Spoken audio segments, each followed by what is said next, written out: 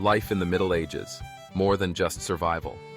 What if I told you that a 13th century peasant had better work-life balance than most modern executives? Picture this. It's 1347, and while the Black Death ravages Europe, a young miller's daughter named Margot is learning to read Latin from the village priest, planning her elaborate wedding feast, and secretly brewing ale that's stronger than anything you'll find in today's craft breweries. This isn't the dark ages your textbooks painted. This is a world pulsing with ambition, creativity, and surprisingly sophisticated pleasures. We've been sold a lie about medieval life. Hollywood's muddy, toothless peasants stumbling through a world of perpetual misery? Pure fiction. The reality was far more colorful, complex, and frankly, more fun than we've been led to believe. The Great Medieval Deception. For centuries, Renaissance scholars coined the term Dark Ages to make their own era seem more brilliant by comparison. They needed a foil, and medieval Europe became their scapegoat. But recent archaeological discoveries and manuscript analysis reveal a civilization that was anything but dark.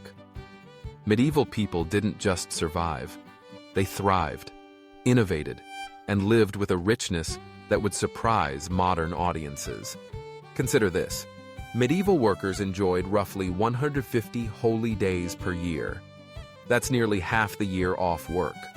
While a modern American averages 10 vacation days annually, a 14th century English peasant was practically living in permanent holiday mode.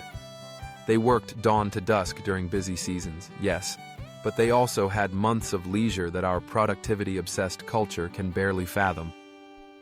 Behind castle walls, the real medieval lifestyle. The medieval world buzzed with entertainment that would make Netflix jealous. Traveling minstrels brought news, gossip, and epic tales from distant lands. Mystery plays turned entire towns into theaters, with elaborate staging that could take months to prepare. Chess, imported from the Islamic world, became so popular that clergy worried it was distracting people from prayer. But here's where it gets really interesting. Medieval people were obsessed with hygiene. Contrary to popular belief, they bathed regularly. Public bathhouses dotted every major city, offering hot baths, steam rooms, and social spaces where business deals were struck and romances bloomed. Archaeological evidence from London shows medieval latrines were more sophisticated than many 19th century sanitation systems. The medieval palate was anything but bland. Wealthy households employed spice merchants who traveled thousands of miles to bring pepper, cinnamon, and nutmeg to European tables. Poor families might not afford exotic spices, but they cultivated extensive herb gardens and new flavor combinations that modern chefs are only rediscovering. Medieval cookbooks reveal recipes of startling complexity: peacock stuffed with smaller birds, then smaller birds, creating elaborate presentations that were part meal, part theater.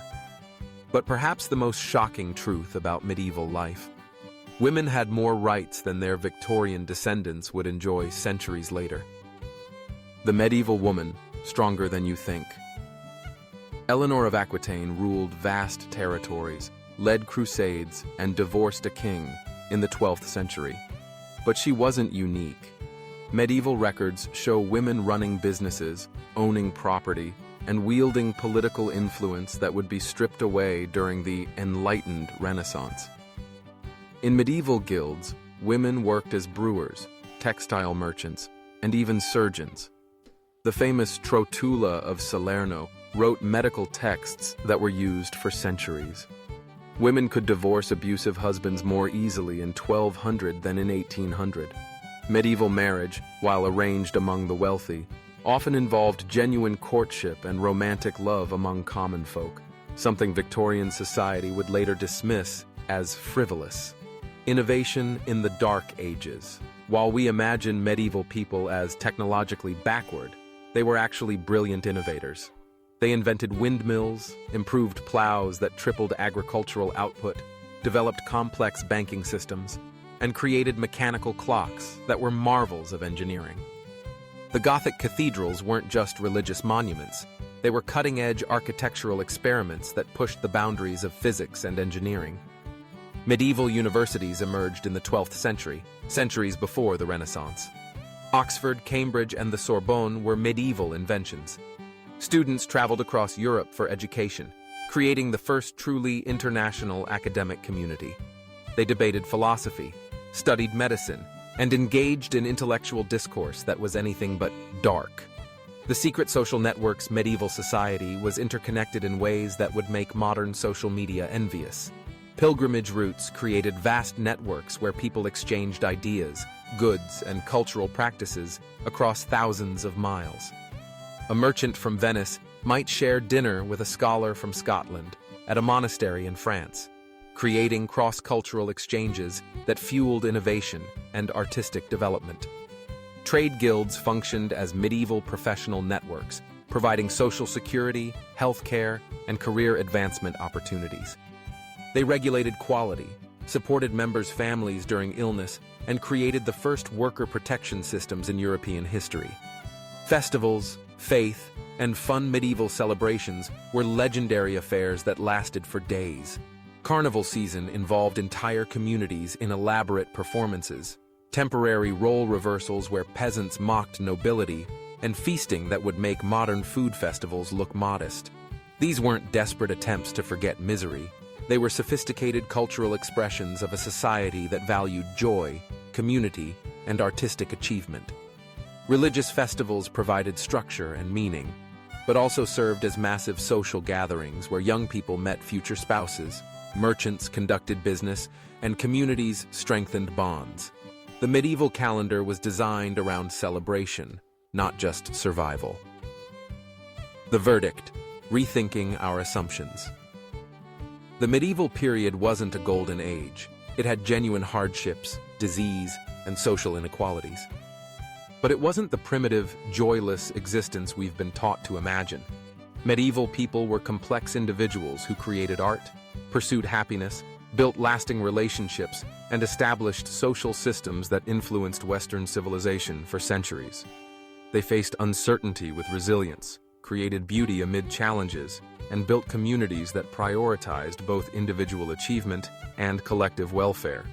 In many ways, they achieved a work-life balance that modern society is still struggling to rediscover. So the next time someone dismisses something as medieval, remember this: those primitive people created universities, developed democratic institutions, wrote epic poetry, and threw better parties than most of us will ever attend. Maybe we should be asking not how they survived, but what we can learn from how they lived. The Middle Ages weren't about mere survival. They were about creating a life worth living, even in the face of genuine challenges. And perhaps that's the most medieval lesson of all, that human ingenuity, community, and joy can flourish anywhere, anytime, as long as we have the wisdom to recognize and nurture them.